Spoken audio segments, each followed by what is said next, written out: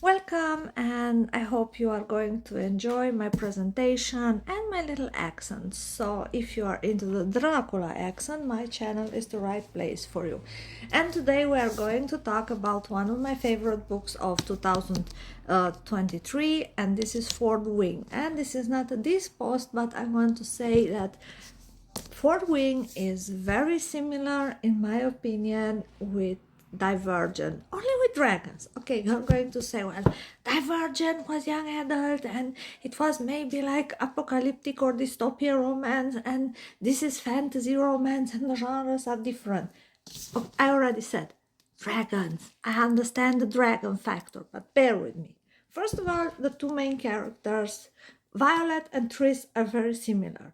They are both very skinny, they are not good fighters, they are weak. Everybody considers them weak.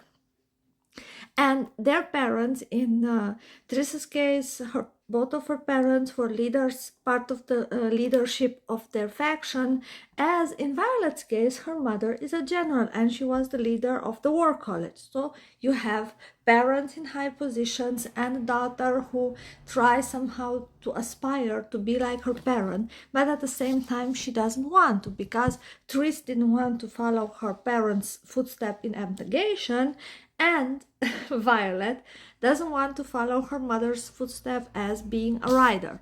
Again, you have four factions in Divergent. You have four different categories in Fourt Wing. Now you have the riders, you have infantry, you have the scribes, and you have the healers, and you have to be part of one. There's no speaking about somebody who is not part of anything. You have to be part of it. You have to be part of the system. And as they show in Divergent, the system is just a little part of the whole thing, because as the story progresses, the view of the characters goes beyond what their little words show them. They are like little ants under a magnifying glass. They are somehow presented a reality that's not so super real as they believe that it is.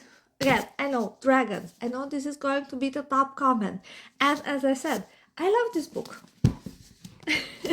This is the German version, and you have to admit that both book 1 and book 2 have beautiful sprayed edges, and I just love and adore them, and I love having them. But this is not my point. Again, the physical trials. First of all, they have to walk over the parapet to enter the academy.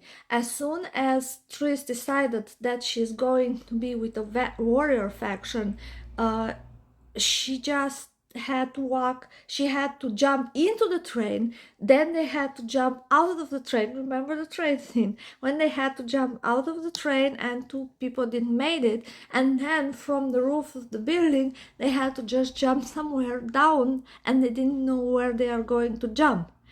In the faction where Tris was, there were stairs and everybody was moving fast, and there was no separation between boys and girls, and the life was dangerous. The same thing happens in the war college, where first time when Dane takes Tris to his rooms, she is shocked because the stairs are very dangerous and there's no landing and there's no way to hold on, and you just need to make a wrong step and you're unalived just a little bit.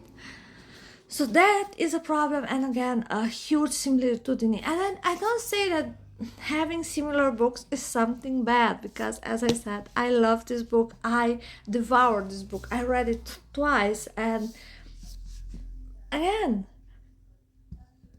our boy Xaden is very similar to Four. He's badass. He wants to help the girl evolve, like Four gave Tris points and started to show her how to fight better, not out of the same reasons as Xaden does, but you have to see between fantasy romance, where you have this connection because their dragons are connected, so they are also connected, and this dystopian young adult, a little bit of romance where you don't have this supernatural connection thing, but they have another connection. They are both divergent, so the moment when they get drugged and when the other faction tries to use mind control on them, mind control doesn't work on them. Because why?